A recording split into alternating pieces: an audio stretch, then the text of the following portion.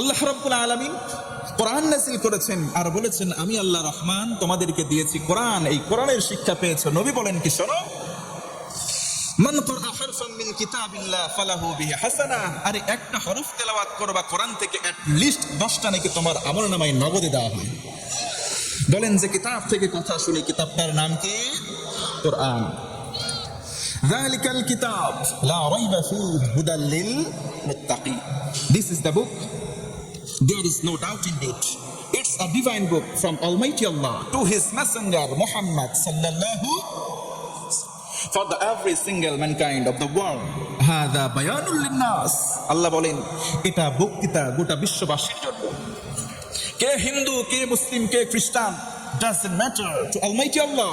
আল্লাহ বলেন আমি আল্লাহর কাছে বিবেচ্য বিষয় নয়, তুমি মানুষ কিনা আমি আল্লাহ দেখবো সেটা। কোরআনের কাছে আসো, হেদায়েত পাবা। সিল্লাল্লাহু সুবহানাল্লাহ।